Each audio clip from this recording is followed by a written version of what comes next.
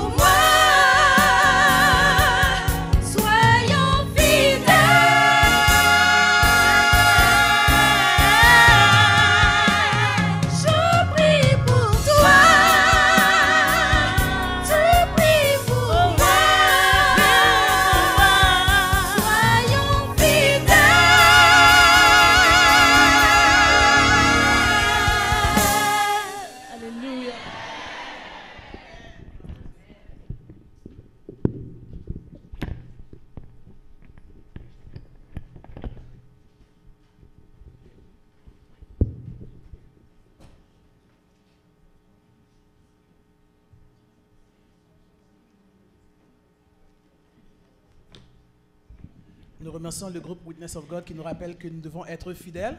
Amen. Et prier les uns pour les autres. Chaque heure, chaque minute, chaque seconde, Dieu nous témoigne son amour. 1 Jean 3, verset 1er. Voyez quel amour le Père nous a témoigné pour que nous soyons appelés enfants de Dieu, et nous le sommes. Amen. Nous devons à notre tour lui témoigner notre amour. Nous allons nous mettre debout et chanter ensemble les cantiques trouvés au numéro 517. Je chanterai ton grand amour. 106, vers toi montre notre hommage. Et le chant de prédisposition 320, quel ami fidèle et tendre. Mettez-vous debout, s'il vous plaît.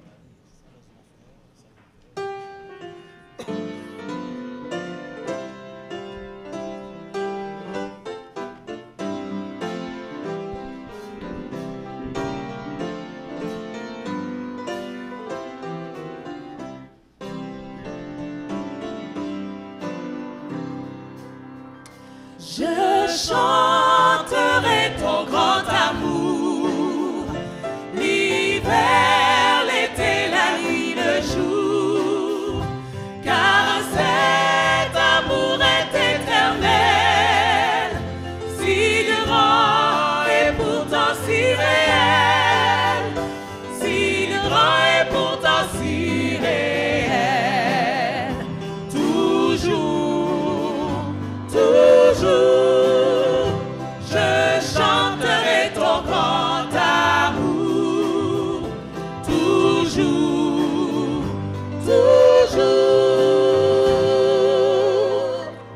je chanterai ton grand amour. Je chanterai dès le matin, quand tout est clair sur mon chemin. Je veux aussi chanter le soir, quand la nuit vient, quand tout est noir, quand la nuit vient, quand tout est noir. Toujours, je chanterai ton grand amour. Toujours,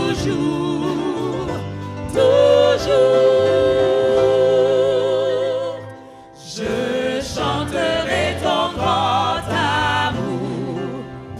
Je veux chanter sans me lasser. Tu m'as aimé, toi mon berger. J'ai pleuré, tu m'as consolé. J'étais perdu, tu m'as trouvé. J'étais perdu, tu m'as trouvé. Toujours, je chanterai ton grand amour. Toujours,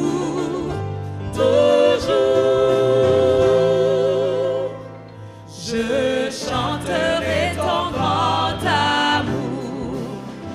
Je chanterai quand ton enfant est menacé de l'ouragan, car vent et flots sont mesurés et par ta main sont dirigés, et par ta main sont dirigés. Toujours, je chanterai ton grand amour. Toujours,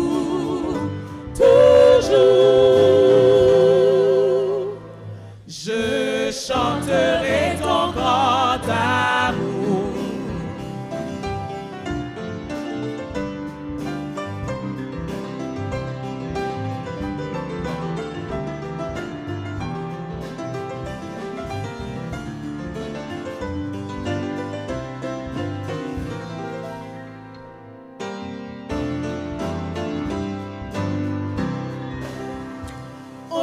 Chantons donc jusqu'au grand jour, pour réunis dans ton amour. Grand Dieu, nous verrons tes splendeurs et nous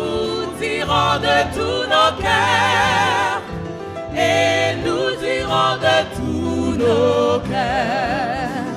Toujours, toujours, nous chanterons ton grand amour.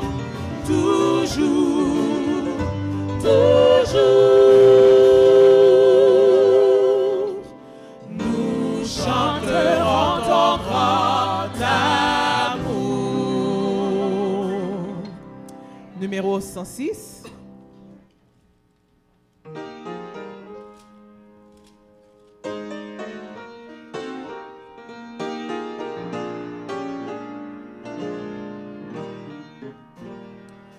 Vers toi monte notre hommage, Fils de Dieu, puissant Sauveur, qui demeure d'âge en âge, le refuge du pécheur.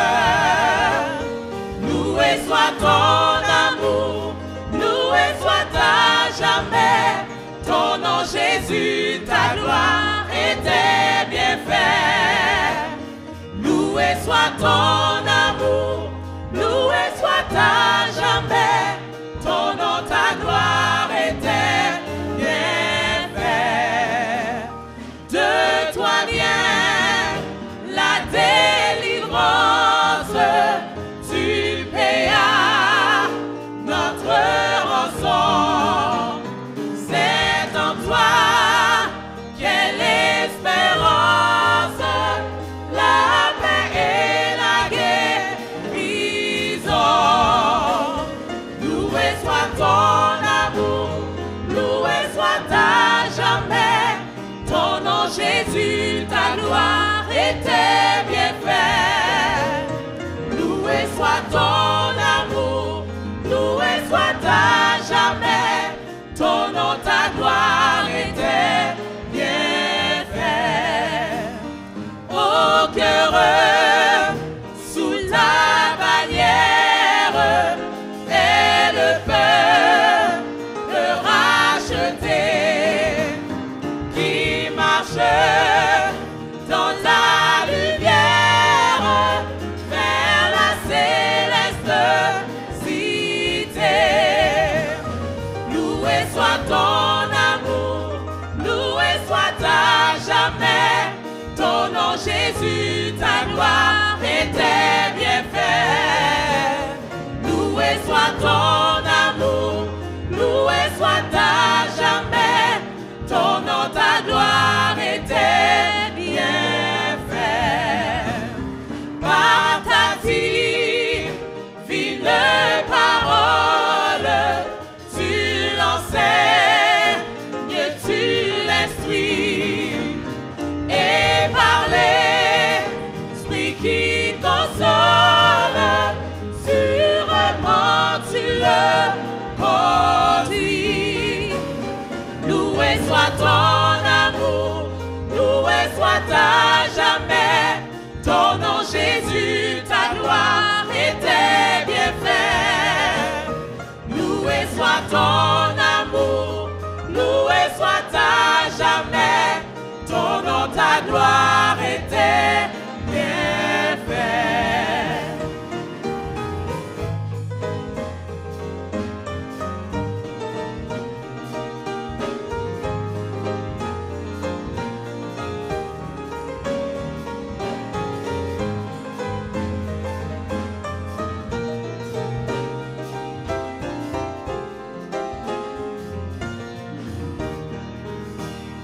Bientôt glorieuse attente, tu combleras tous nos vœux.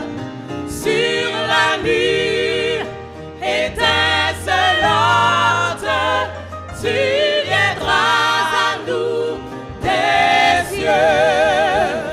Loué soit ton amour, loué soit à jamais. Ton nom Jésus,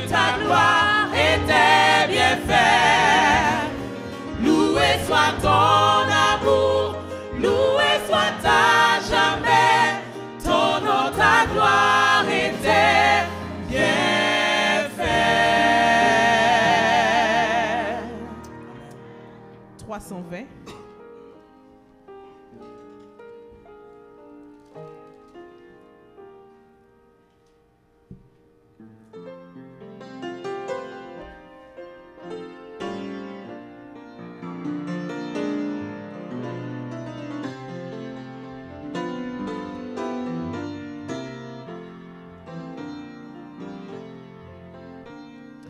Quel ami fidèle et tendre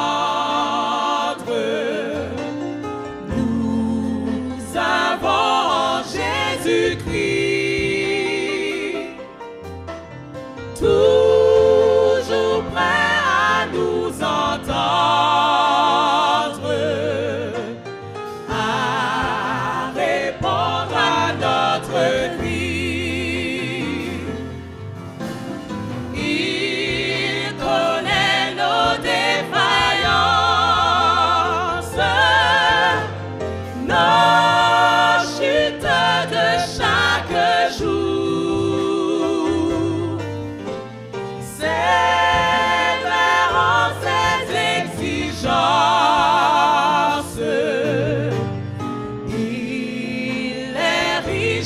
Son amour, quel ami fidèle et tendre nous avons Jésus-Christ, toujours prêt à nous comprendre.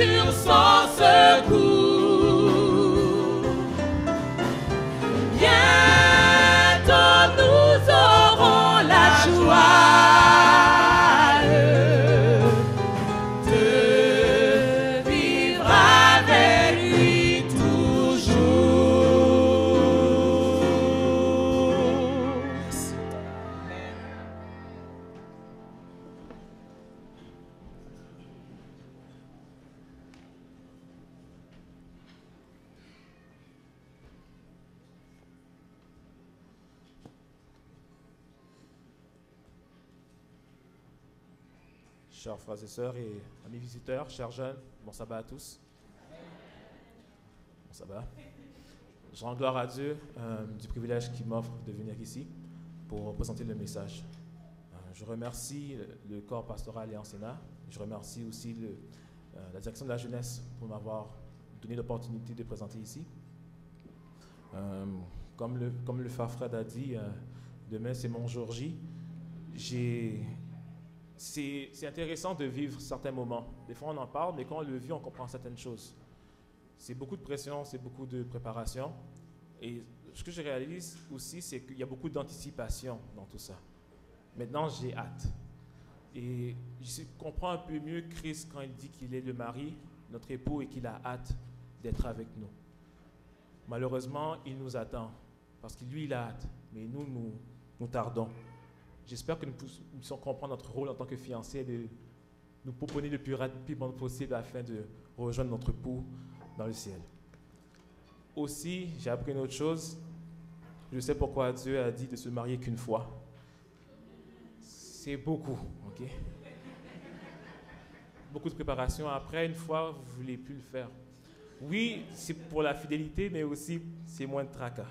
Alors, moi, ma prière, c'est que si vous allez vous marier, arrangez-vous pour que ce soit une fois, par l'aide de Dieu. Amen. Mon message ne sera pas long. Mon message n'est pas une étude, comme à l'habitude, mais c'est une exhortation. Je crois qu'il y a 2 saisons. Mais je voulais juste vous dire que ce message aurait dû être présenté depuis quelques mois. Le fait qu'il y a eu des sabbats de jeunesse qui ont été annulés, vu les programmations autour de la fédération, je n'ai pas eu vraiment l'opportunité de le présenter. Je sais qu'il y a eu peut-être des choses qui se sont passées durant les dernières semaines, mais je dois vous avertir que ce message n'est pas en relation avec elles.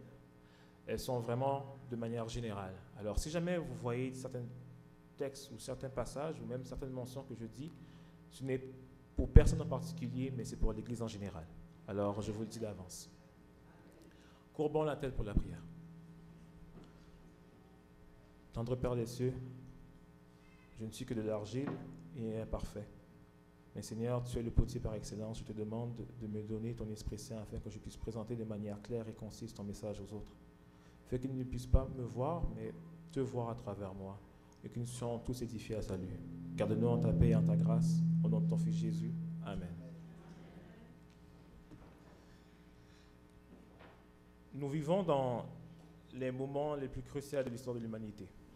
En scrutant les Écritures, nous avons l'assurance que la parole de Dieu est véritable du fait qu'elle a prédit avec précision les temps dans lesquels nous appartenons. Vous pouvez lire votre Bible. Si on voit dans Matthieu 24, on n'aura pas à le lire, mais je vous fais mention. Jésus parlait des problèmes qu'il y aurait, l'instabilité au niveau de la planète, que ce soit les famines, les catastrophes naturelles, les guerres et la persécution du peuple de Dieu. Si nous voyons les nouvelles, on ne voit que ça. Problèmes naturels, problèmes de famine, problèmes, tensions entre les nations, tensions entre les pays. Dans les épîtres de Paul, de Jean et de Pierre, il est aussi prédit qu'il y aurait une dégradation de la moralité, tant au sein de la société que dans l'Église. Et nous le voyons. Depuis les quelques semaines, nous avons vu que même le mal est rendu protégé par la loi, le péché est rendu protégé par la loi, et que dénoncer un tel mal peut nous causer un problème. Exemple, si jamais je présente à plusieurs personnes que l'homosexualité est un péché selon la Bible, je peux me faire réprimer et je peux même avoir des pénalités par rapport à cela. Alors nous voyons que la dégradation se fait non seulement au niveau de la société en général, mais même au niveau de l'Église. Je n'ai pas besoin de mentionner, mais nous pouvons voir qu'il y a des problèmes aussi à l'Église. Une autre prophétie s'accomplit encore devant nous et nous affecte vraiment en tant qu'adventistes et en tant que peuple du reste. Dans l'Apocalypse, Apocalypse 13, on parle de la bête qui monte de la mer et de la bête qui monte de la terre, qui symbolise le protestantisme apotasié, les États-Unis d'Amérique et le système catholique papal. Nous avons vu que, je ne sais pas si vous le savez, mais le pape Francis va adresser un message au Congrès américain en septembre. C'est quelque chose de vraiment grand. Depuis le début de la formation des États-Unis, c'était impensable que quelqu'un du système catholique viendrait et donnerait des conseils à un congrès américain qui est de nature protestante. Mais nous, en tant que peuple de Dieu, Dieu nous a révélé cette lumière et elle s'accomplit. C'est une preuve que la fin des temps est proche. Si jamais vous voulez savoir davantage sur cela, vous pouvez contacter un membre de l'anciennat pour mieux comprendre.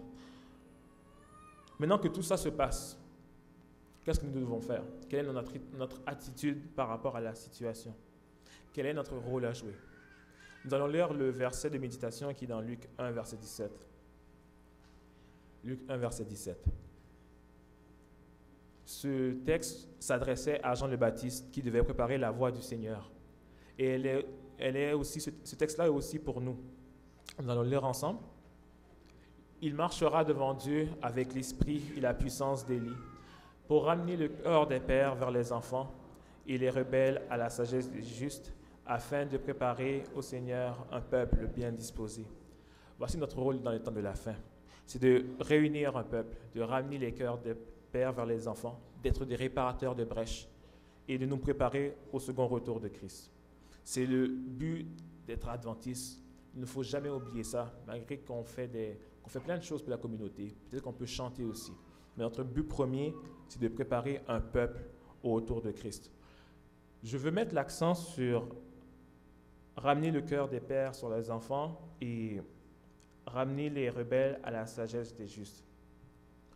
Dieu veut venir, mais pour cela, il veut un peuple uni. Il veut un peuple qui s'aime réellement. Alors, il a besoin que nous soyons ensemble, que nous soyons un, qu'il y ait de l'unité. Et cette unité-là nous permettra d'avoir la sagesse et la puissance d'Élie afin de prêcher le message. Maintenant, je vous pose la question, c'est comment obtenir cette sagesse des justes? La réponse peut se trouver dans 2 Timothée 3, le verset 15. Nous allons lire 2 Timothée 3, verset 15 et le verset 16. Lisons ensemble. Dès ton enfance, tu connais les saintes lettres qui peuvent te rendre sage à salut par la foi en Jésus-Christ. Toute écriture est inspirée de Dieu et utile pour enseigner, pour convaincre, pour corriger, pour instruire dans la justice, afin que l'homme de Dieu soit accompli et propre à toute bonne œuvre. Ça, c'est le verset 17. Pour avoir la sagesse, la première chose qu'il faut avoir, c'est la parole de Dieu. D'abord, on voit que c'est les saintes lettres. Alors, on ne peut pas se tromper, c'est les Écritures. L'Écriture est importante. Si jamais nous mettons de côté ou nous méprisons la Bible, nous n'aurons pas la sagesse. Peut-être on aura la sagesse mondaine, la sagesse du monde, mais pas la sagesse de Dieu qui amène à la vie. Mais il y a une autre chose qui est importante, mis à part la parole de Dieu. Et c'est dans le verset 16. Il dit que toute écriture est inspirée de Dieu, ce qui est très important, mais il est utile pour l'instruction, il est utile pour convaincre la doctrine, il est utile pour instruire, pour diriger. Mais il y a aussi un mot qui est essentiel dans celui-là, c'est pour corriger. J'ai une version de la parole dynamique, et je vais le lire rapidement. Il dit, car toute écriture a été rédigée sous l'inspiration de Dieu. C'est pourquoi elle est utile pour nous enseigner la vérité et nous en persuader, pour apprendre à nous connaître et nous convaincre de péché, pour réfuter les erreurs et rectifier nos pensées. La sagesse, pour l'acquérir, il faut apprendre à recevoir et à donner des corrections, à apprécier et à transmettre des réprimandes. Plusieurs versets viennent en tête par rapport à la sagesse et la réprimande et la correction. Je vais en lire quelques-uns. Une menace a plus d'effet sur un homme intelligent, une menace ou une réprimande, que 100 coups sur un homme stupide. C'est dans Proverbe 17, verset 10. Certains reproches mènent à la vie. Celui qui les écoute séjournera parmi les sages. Celui qui néglige l'instruction se méprise lui-même. Celui qui écoute un reproche acquiert du bon sens.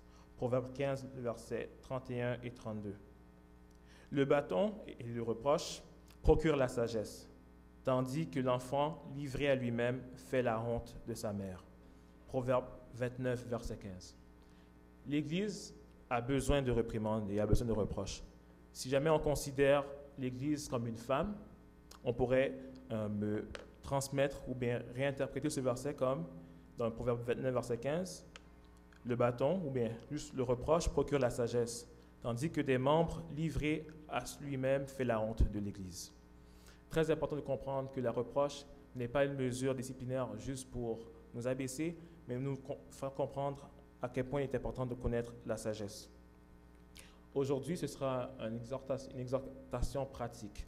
On va apprendre comment donner et comment recevoir une reproche ou une correction. Il y a plusieurs étapes à comprendre et à transmettre une reproche. L'important, ce n'est pas donner la reproche ou la correction, mais c'est comment le donner avec sagesse et avec tact. Lisons Ecclésiaste 3, versets 1 à 7, juste le verset premier, qui nous donne une idée de comment transmettre cette correction. Ecclésiaste 3, le verset premier. Il y a un temps pour toutes choses sous les cieux, verset 2. Un temps pour naître, un temps pour mourir, un temps pour planter, un temps pour arracher ce qui a été arraché. Alors l'Ecclésiaste nous dit qu'il y a un temps pour toutes choses. Il doit y avoir aussi un temps pour transmettre une correction, ou transmettre, ou recevoir même une correction. Est-ce que vous savez qu'il y a des adventistes qui fument à l'église? Pas c'est Léonard, mais qu'il y a des adventistes qui fument. Selon les statistiques, il y a 6% qui fument. 6% qui fument. 6% des adventistes fument en cachette. Mais ils ne vont pas le faire publiquement, mais ils fument selon les statistiques.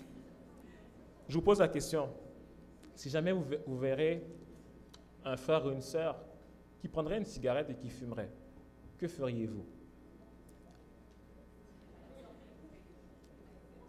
Ce serait comment appliquer la reproche ou la correction. Est-ce que je devrais prier en secret pour mon frère? Comme dans 1 Jean 5, verset 16, on peut le lire. 1 Jean 5, verset 16. Vu que ça ne marche pas la communication, j'essaie de trouver le verset. 1 Jean 5, verset 16. Si quelqu'un voit son frère commettre un péché qui ne mène point à la mort, qu'il prie et Dieu donnera la vie à ce frère. Il la donnera à ceux qui commettent un péché qui ne mène point à la mort. Il y a un péché qui mène à la mort. Ce n'est pas pour ce péché-là que je dis de prier. Alors, on a l'option de simplement prier pour notre prochain.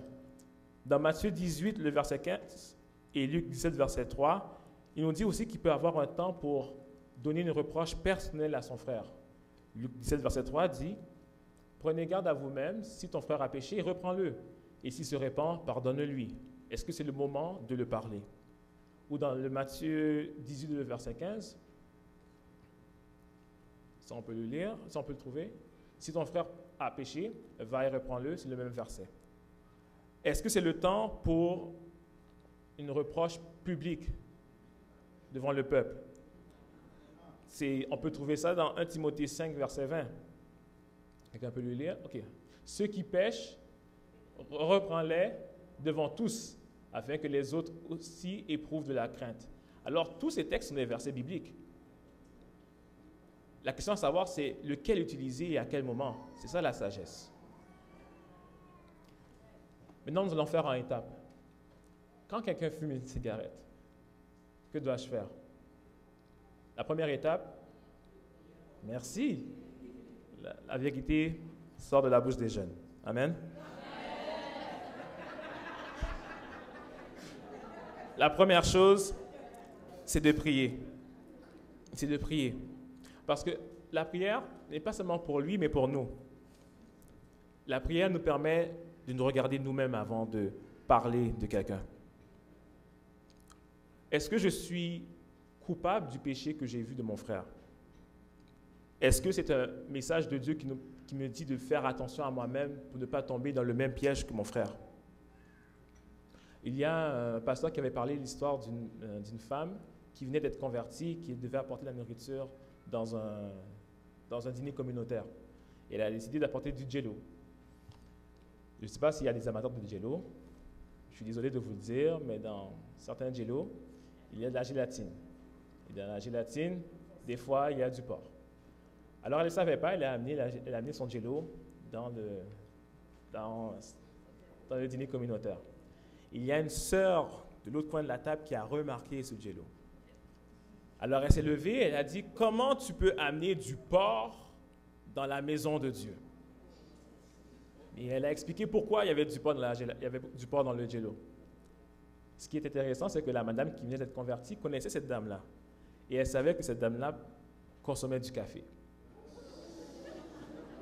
Alors, que pensez-vous que la madame a fait?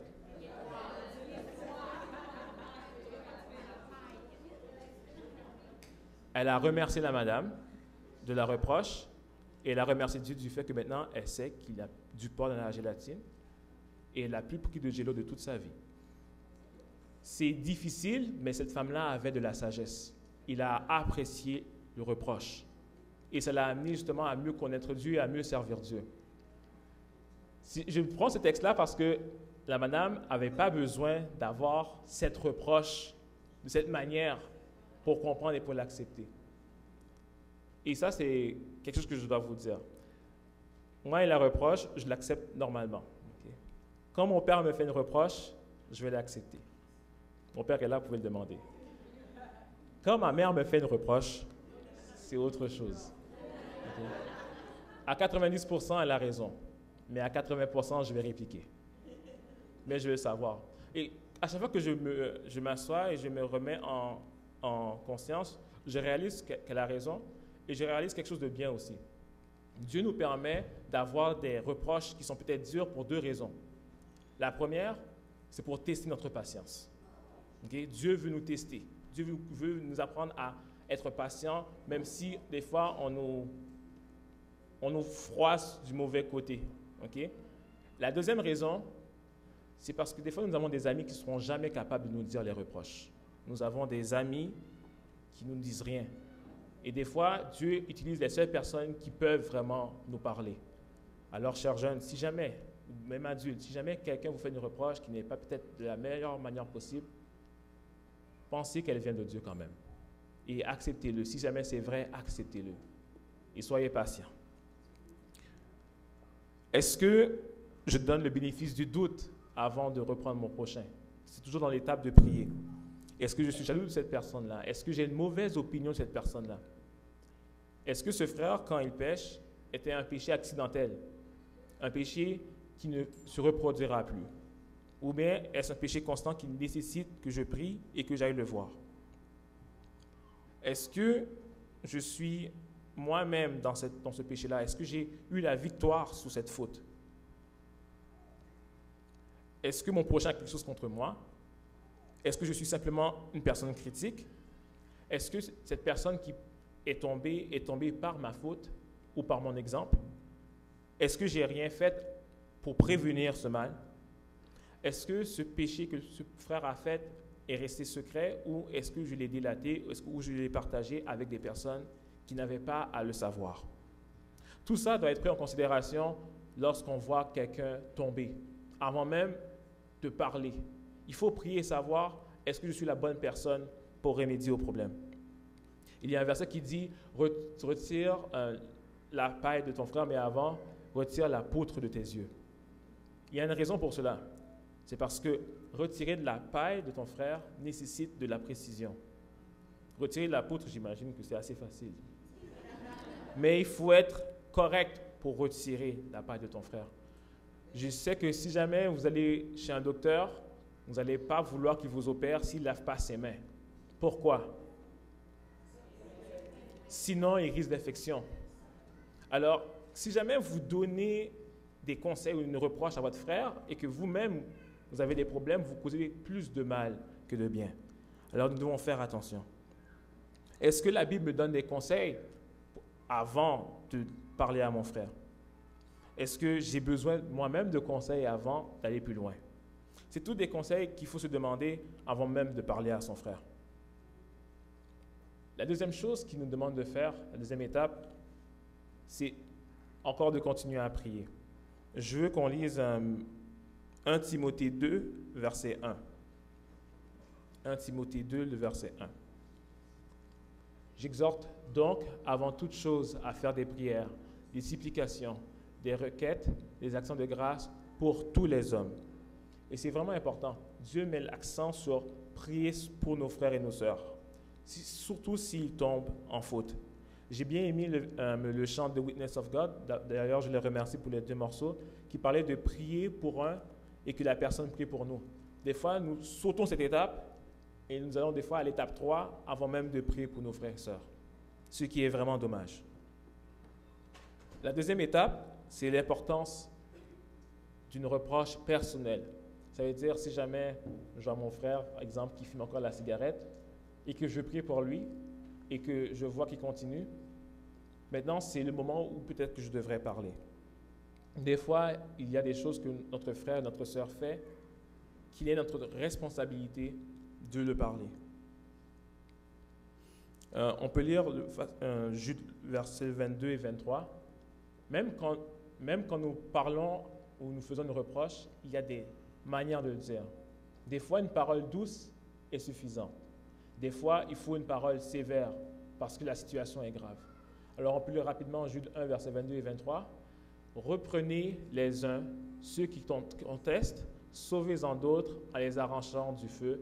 Pour d'autres encore, ayez une pitié mêlée de crainte, haïssant jusqu'à la tunique souillée par la chair. C'est-à-dire que, dépendamment de la situation, nous devons faire une parole qui soit douce, peut-être soit plus directe.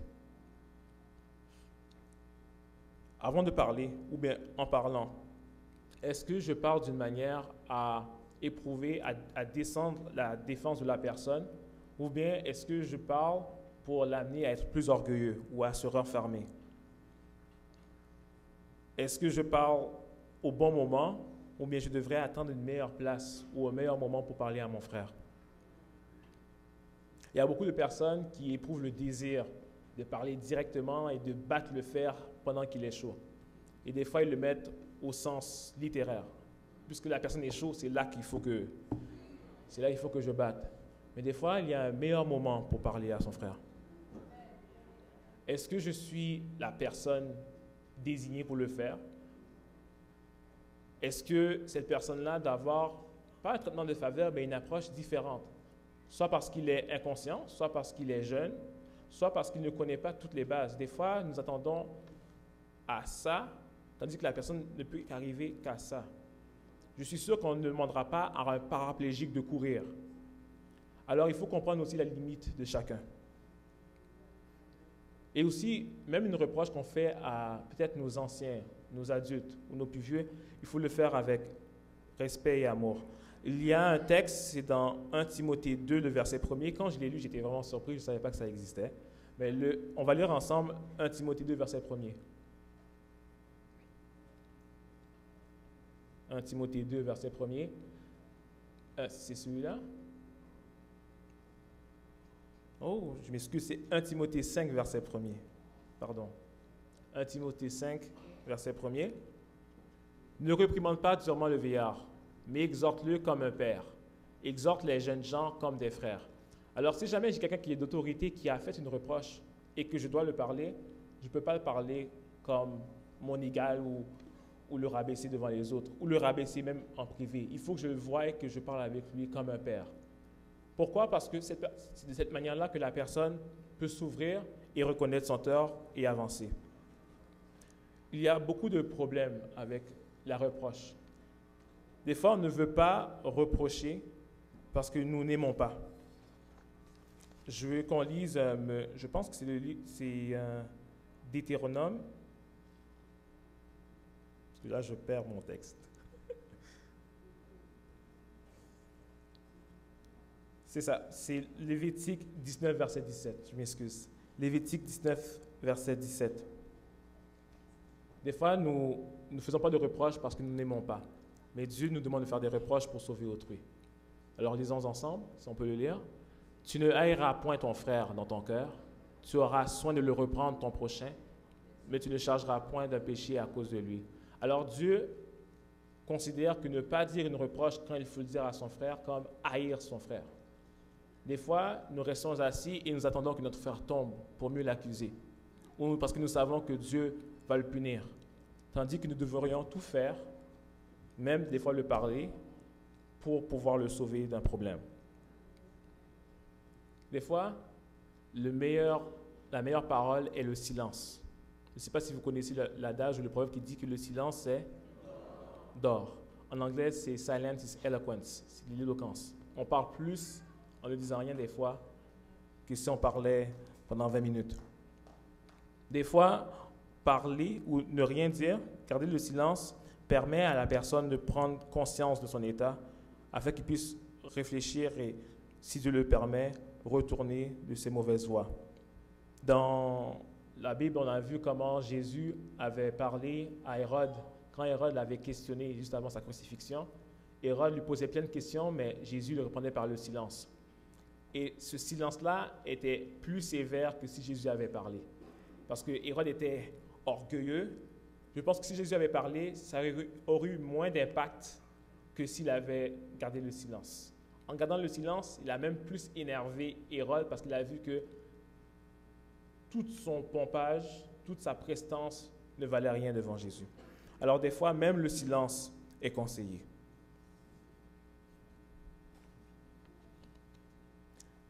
Est-ce que, lorsque je fais cette reproche, je suis guidé du Saint-Esprit? Est-ce que j'ai prié avant de parler à mon frère? Est-ce que j'essaie de l'encourager? Est-ce que j'essaie de faire en sorte qu'il soit le plus à l'aise quand je fais cette reproche? Hier, je suis allé voir mon dentiste. Okay? Je suis allé voir mon dentiste, il m'a fait un nettoyage dentaire. Il faut que je sois prêt pour les photos, c'est ça. Okay? Il faut que je sois prêt pour les photos. Croyez-moi, c'était dur cette fois-ci. Ça fait comme 1 an que je ne suis pas allé chez le dentiste, puis ça se voyait que ça fait 1 an que je ne suis pas allé. Ça faisait vraiment, mais vraiment mal. La dentiste m'a regardé, elle est vraiment gentille. Elle m'a dit, Daniel, je suis vraiment désolé de ce que je vais te faire. Okay? Mais c'est la manière la plus douce que j'ai pu trouver pour le faire. Et j'ai failli pleurer. J'ai failli pleurer. C'est pour dire que, est-ce que lorsque nous faisons cette reproche, qui peut faire mal à notre frère, est-ce que nous faisons attention, comme le dentiste, de faire le plus de précautions pour faire le moins de mal? Qu'est-ce que le dentiste fait normalement quand il sait qu'il va avoir de la douleur? Anesthésiant. Quand je fais cette reproche à mon frère, est-ce que je mets de l'anesthésiant spirituel? Est-ce que je le prédispose afin qu'il soit ouvert à la reproche que je lui dis? Quelque chose qui est très important. Est-ce que je reconnais dans une reproche l'occasion d'être un témoin, d'avoir un témoignage à proposer? Exemple, si jamais on me demande d'aller clubber, d'aller dans une boîte de nuit, est-ce que je les reproche avec dureté? Est-ce que je me sens supérieur à eux? Ou bien est-ce que je ne peux pas simplement dire que je ne peux pas aller dans une place où je sais que Dieu ne sera pas présent?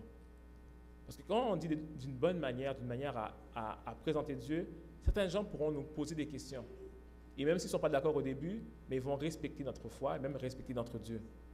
Des fois, même une reproche peut être une ouverture à de l'évangélisation.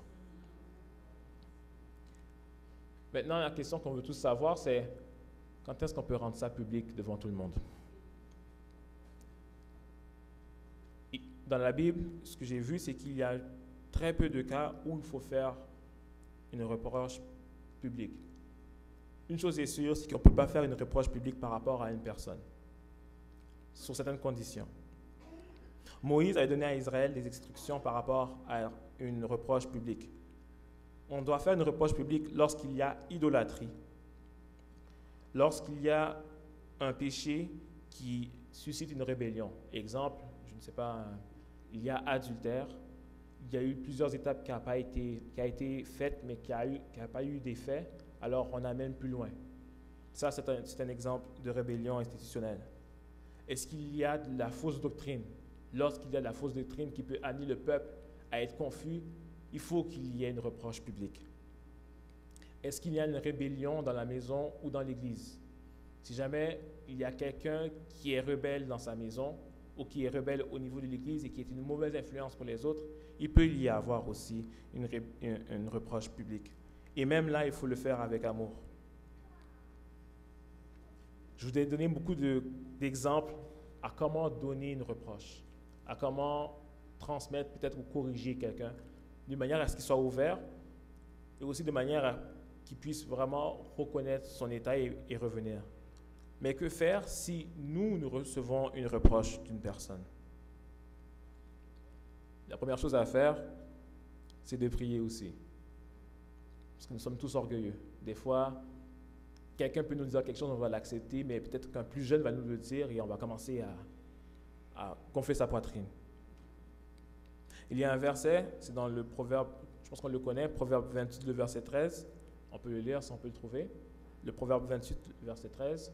Celui qui cache ses transgressions ne prospère point, mais celui qui les avoue, les délaisse, obtient miséricorde. Lorsque nous recevons une reproche, ne cherchons pas à le cacher. Si jamais elle est vraie, ne cherchons pas à le cacher, mais confessons-le et ayons cette décision de le délaisser afin que nous puissions avoir miséricorde auprès de Dieu. Si jamais nous recevons une reproche de quelqu'un par la parole de Dieu, il y a des guides à suivre.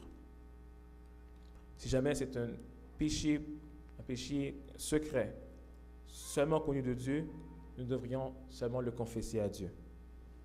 Dans 1 Jean 1, verset 9, il dit que Dieu est fidèle et juste de nous pardonner. Alors, pas besoin de parler à quelqu'un d'autre si c'est un péché que j'ai fait entre moi et Dieu. Si jamais j'ai fait une faute, une reproche envers quelqu'un en particulier, je dois être capable de me confesser et d'accepter ma reproche envers autrui. Si jamais, on comprend le verset, si jamais je donne mon offrande et que je me rappelle que mon frère a fait quelque chose contre moi, je devrais délaisser mon offrande, me réconcilier avec mon frère et ensuite donner mon offrande. Si jamais il y a une faute qui a été publique, dans ce cas-là, il faut que la confession soit aussi publique, afin que les gens puissent reconnaître que cette personne-là a évalué son tort et que la congrégation était contre cette action-là. Pour finir, je vous ai dit que c'était vraiment court, nous allons prendre un exemple d'une confession, d'une vraie confession. Une confession qu'on trouve dans Juge 10, le verset 6 à 16. On va le lire ensemble et on va voir quelques points par rapport à ce qu'est une vraie confession. Lisons ensemble. Les enfants d'Israël firent encore ce qui déplaît à l'Éternel. Ils servirent les Baals et les Astartés, les dieux de Syrie, les dieux de Sidon, les dieux de Moab, les dieux des fils d'Amnon, les dieux des Philistins, et ils abandonnèrent l'Éternel et ne servirent plus. Verset 7. La colère de l'Éternel s'enflamma contre Israël, et il les vendit dans les mains des Philistins et fils d'Amnon. Je vais arrêter là tout de suite. On voit déjà que Israël a péché. Et qu'est-ce que Dieu a fait? Dieu les a fait une reproche, mais en laissant l'ennemi avoir force ou bien avoir emprise sur eux. Alors déjà là, on voit faute commise et reproche. On peut continuer. Ils opprimèrent et écrasèrent les enfants d'Israël. Cette année-là, pendant 18 ans, tous les enfants d'Israël qui étaient de l'autre côté du Jourdain, dans le pays des Amoréens, en Galaad. Les fils d'Amon passèrent le Jourdain pour combattre aussi contre Juda, contre Benjamin, contre la maison d'Éphraïm, et Israël fut dans une grande détresse. Les enfants d'Israël crièrent à l'Éternel en disant: nous avons péché contre toi, car nous avons abandonné notre Dieu et nous avons servi les Baals. On arrête là. C'est la première confession que Israël a faite à l'Éternel. Ils ont compris d'une manière difficile, par la punition, qu'ils avaient fait du mal. Alors ils tentent, pour la première fois, d'avoir une confession et de dire à Dieu: nous avons péché, nous te demandons pardon. Qu'est-ce que Dieu répond à ça? L'Éternel dit aux enfants d'Israël: ne vous ai-je pas délivré des Égyptiens, des Amoréens, des fils d'Amon, des Philistins? Et lorsque les Sidoniens, Amalek et Maon vous opprimèrent et que vous criâtes à moi, ne vous ai-je pas délivré de leurs mains? Mais vous m'avez abandonné et vous avez servi d'autres dieux. C'est pourquoi je ne vous délivrerai plus. Alors c'est la première réponse de Dieu au peuple d'Israël pour avoir fait cet acte. Et c'est là, je ne pense pas que Dieu ne voulait pas les pardonner, mais Dieu voulait voir leur vraie confession. Si on continue, on voit qu'Israël s'est vraiment confessé, s'est vraiment humilié devant Dieu. On peut continuer. Allez évoquer les dieux que vous avez choisis, qui vous délivrent au temps de la détresse. Verset 15. Les enfants d'Israël dirent à l'Éternel: nous avons péché, traite-nous comme il te plaira, seulement daigne-nous délivrer aujourd'hui. Et la réponse de Dieu: ils ôtèrent les dieux étrangers du milieu d'eux et servirent l'Éternel, qui fut touché des maux d'Israël. Le verset 17. Les fils d'Amon se rassemblèrent.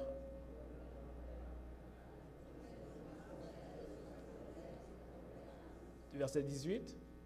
Les peuples, les chefs de Galaad se dirent: quel est l'homme qui commencera à l'attaque contre les fils d'Amon?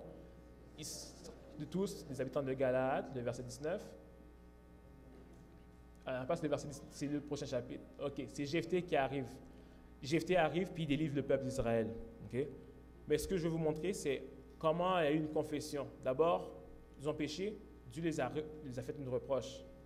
Ils se sont confessés, peut-être que ce n'était pas une confession sincère. Dieu les a fait montrer à quel point ils avaient besoin de comprendre que c'est Dieu qui délivre. Alors ils ont fait une confession sincère. Et qu'est-ce qu'ils ont fait par rapport à la confession sincère?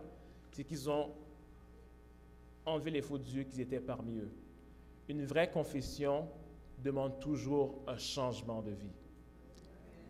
Vous ne pouvez pas dire que vous êtes confessé si vous n'avez pas mis de côté ce qui était un obstacle entre vous et Dieu. Il n'y aura pas de pardon, il n'y aura pas de confession. Tu ne seras pas pardonné. Dieu pardonne. Le péché impardonnable, ce n'est pas un péché que Dieu ne peut pas pardonner. C'est tout simplement lorsque nous décidons de ne pas confesser ce péché. Et plus nous prenons du temps à refuser la reproche, plus la voix de Dieu qui parle en nous disparaît. Et ça devient un péché pardonnable parce qu'on n'a plus ce désir de demander pardon. Pourquoi je parle d'exhortation tandis qu'au début je parlais de la fin des temps? C'est parce que justement la fin est proche. Et j'anticipe qu'il va y avoir des grands événements, des choses vraiment difficiles qui vont nous atteindre et que si nous ne sommes pas un, si nous n'avons pas le Saint-Esprit, nous n'arriverons pas à destination. Canaan est juste à côté. Il faut juste traverser le Jourdain. Mais de l'autre côté du Jourdain se trouvent les géants, se trouvent les fils d'Anakin, des personnes qui sont armées jusqu'aux dents pour nous empêcher de prendre la Canaan céleste. Et si nous ne sommes pas unis, si nous n'avons pas l'Esprit de Dieu, nous n'arriverons pas. Je ne sais pas si vous savez, mais Dieu réunit son peuple avant de faire quelque chose d'extraordinaire. Quand Dieu a donné son Saint-Esprit aux apôtres, c'est à la Pentecôte. Et qu'est-ce qu'ils faisaient à la Pentecôte? Ils priaient ensemble, ils confessaient leurs péchés les uns les autres. C'est à ce moment-là que le Saint-Esprit est tombé sur eux.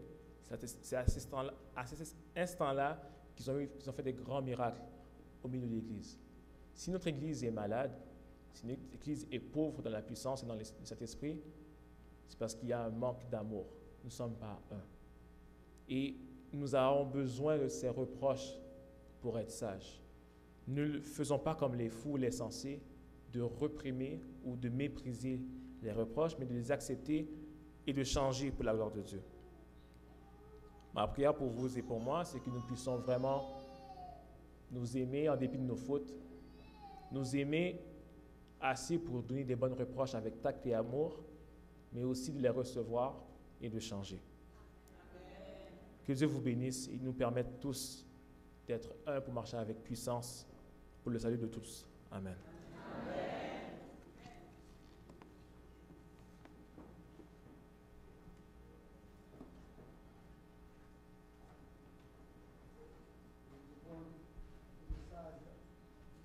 Nous allons chanter au numéro 494 des hymnes de louange, Jésus doux maître. Règne sur moi, soumets mon être, sois-en le roi. Je suis l'argile, toi le potier, rends-moi docile, ton prisonnier.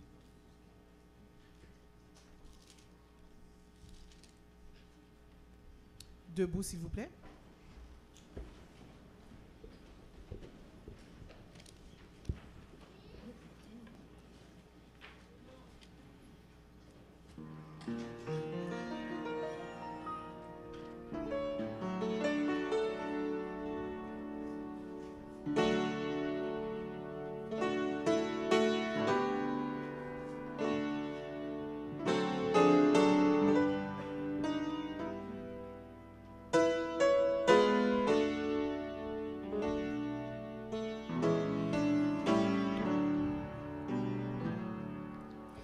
Jésus doux maître, règne sur moi, soumets mon être, sois-en le roi. Je suis l'argile,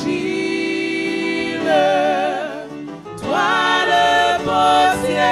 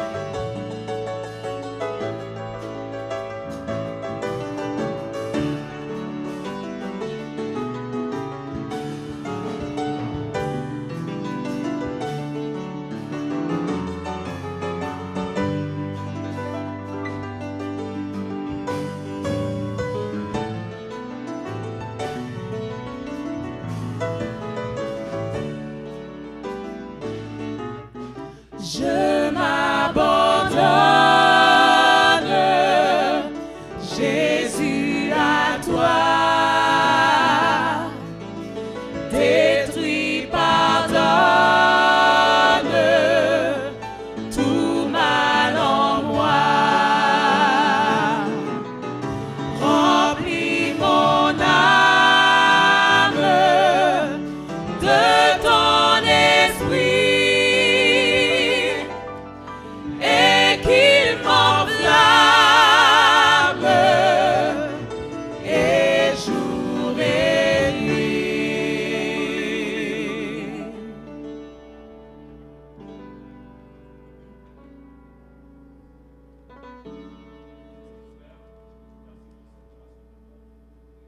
De voir en nous un potentiel d'excellence. Merci de nous corriger, de nous instruire afin que nous puissions grandir. Fait que nous puissions avoir ce même amour pour nos frères et nos sœurs. Que nous puissions voir ce potentiel en eux, afin que nous puissions les éduquer, les instruire et même les corriger afin qu'ils puissent grandir avec nous, que nous puissions tous attendre ta venue. Que nous donnons ta paix en ta grâce et guide nos pas. Je demande toutes ces grâces, non en faveur de nos mérites, mais au nom de ton Fils Jésus qui vit, qui règne au siècle des siècles. Amen.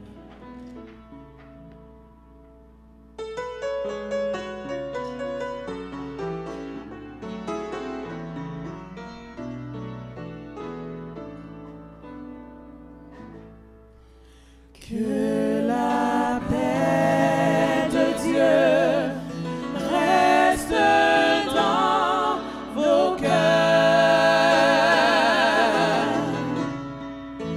Que la paix de Dieu reste dans vos cœurs. Que sa force vous anime dans la joie ou dans les pleurs. Que la paix de Dieu reste dans vos cœurs.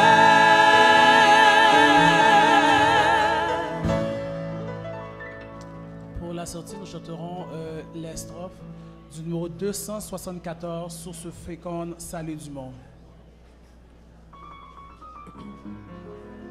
274.